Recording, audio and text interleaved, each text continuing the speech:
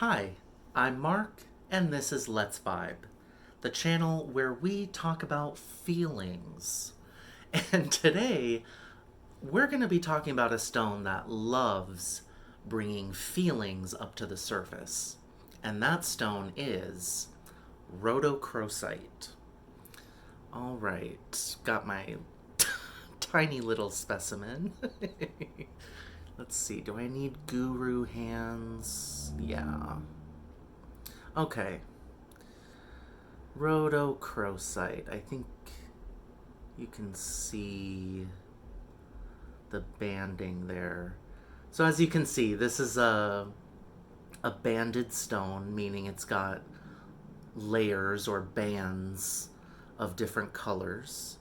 And we've got mainly pink and white with a variety of pink shades. I'll show you the bottom. The bottom is mostly white. But, Guru... Okay, sorry, I'm moving it around so much. But that's Rhodocrosite. Or at least, this is one form of Rhodocrosite. Rhodocrosite can also come in pure crystal form in a beautiful, like, cherry red color. But I have not seen that so far in the shops that I've been to. And I would assume that that form of rhodocrosite is much more expensive than this type. Um, so yeah, this is a really beautiful pink, light pink, and sometimes white banded stone. And the pink comes from manganese. So this is a manganese carbonate. Um, and that's what gives it its color, the manganese. Um,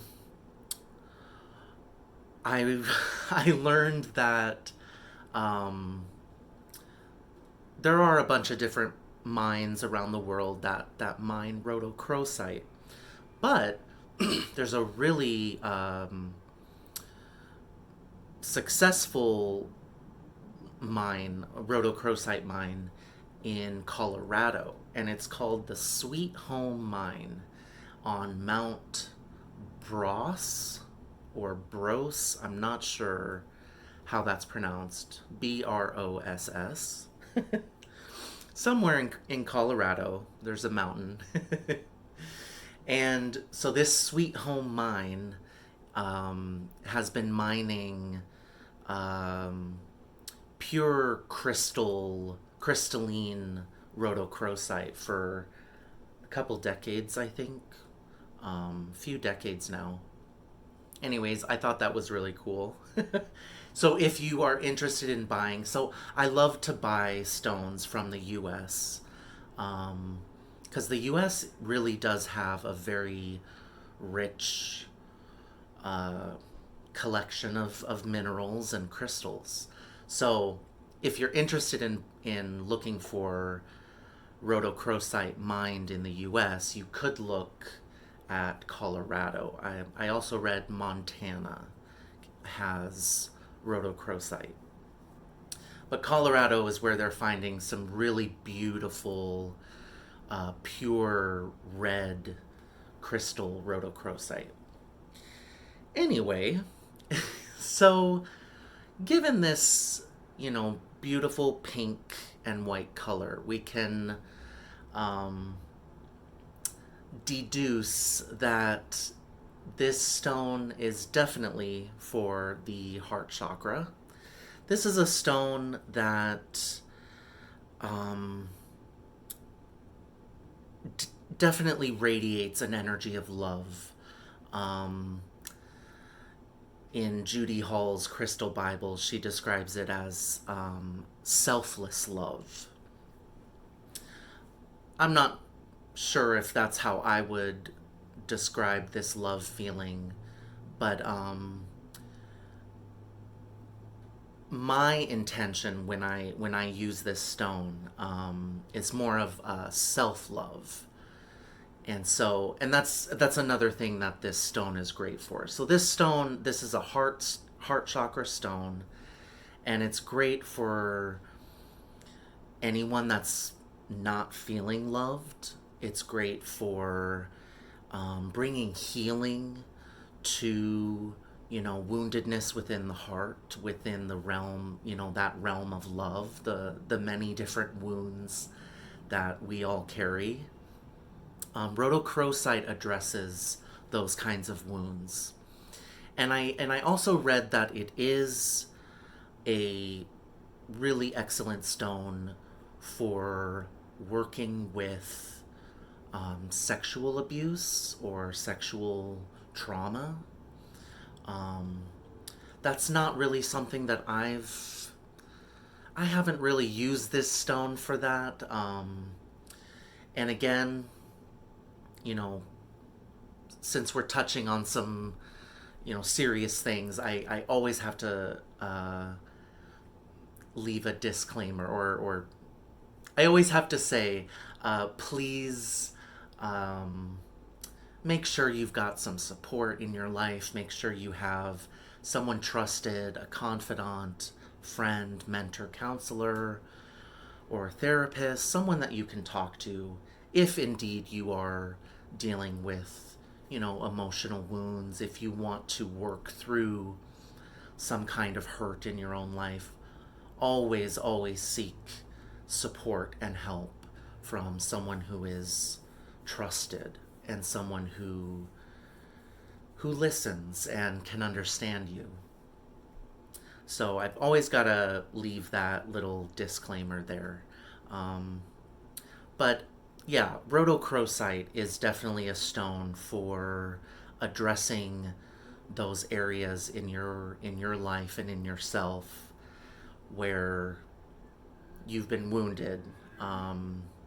Whether it's your self love, whether it's your love for other people, or love of a partner, family, whatever it is, I think rhodocrosite is a very good stone for helping process and work through the painful emotions that come with the healing process. So, one of the most fascinating things about this stone can easily be rather unattractive energetically. So obviously it's a beautiful stone, and if you look up pictures of the crystalline form, it's incredibly beautiful. So I don't mean physically unattractive. When I say a stone is unattractive, what I mean is the energy is not feeling right, or the energy of the stone is just bugging me in some way. And this can happen very often with rhodocrosite, at least in my experience, because I'm working through a lot of stuff. But I think, if I remember correctly, when I first bought this stone like maybe 2.5 years ago. Actually, probably 3 years ago. Um, and I honestly did not use or work with this stone very much for the first couple years that I had it. And why? Because I would try to meditate with it and I would use it here and there, but it would bug me a little bit. And I ended up just kind of leaving it on my windowsill, and I didn't pick it up for a long time. So, why was it bugging me? Well, one of the things that's so intriguing and helpful about this stone is rhodocrosite can trigger the things that need to be brought up to the surface and worked on. So if you approach this stone, or if I approach this stone and I feel something uncomfortable, that's the stone signaling to you that there's something that needs to be brought up. There's something that needs to be worked on. It needs to be brought into the light. it needs to be faced and eventually, healed and released. And that's what rhodochrosite helps you with.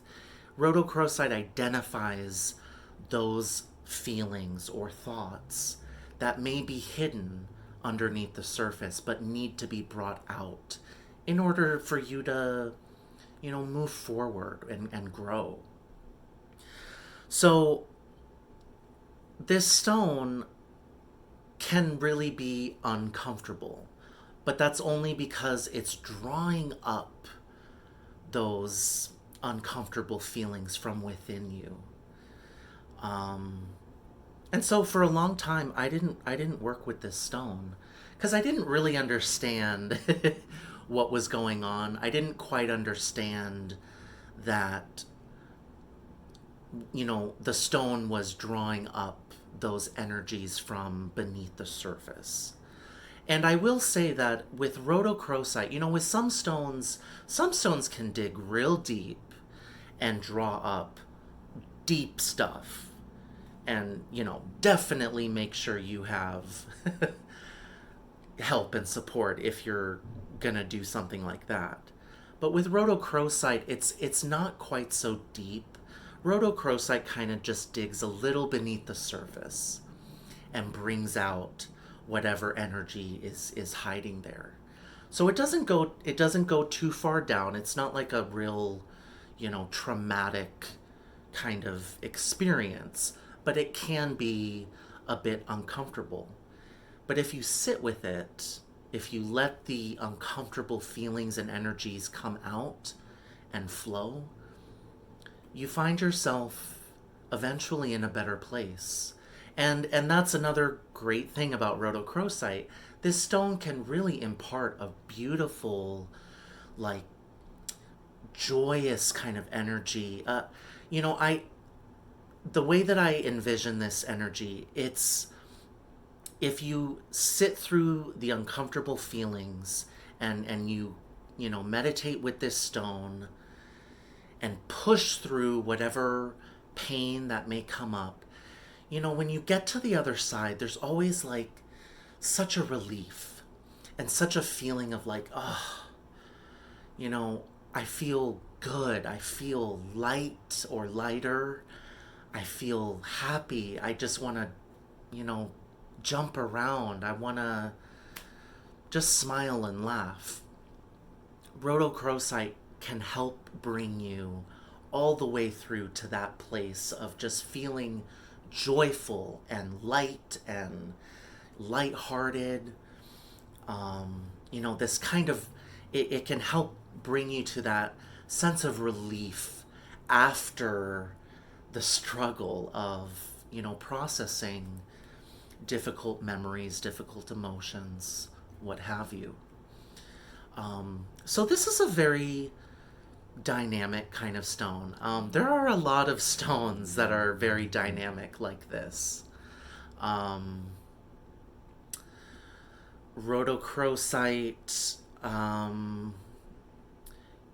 can also just it can also give you an urge to just get out and live, be out in the daylight, in the sun, kind of give you more of a spontaneous spirit, or it can help facilitate that kind of energy.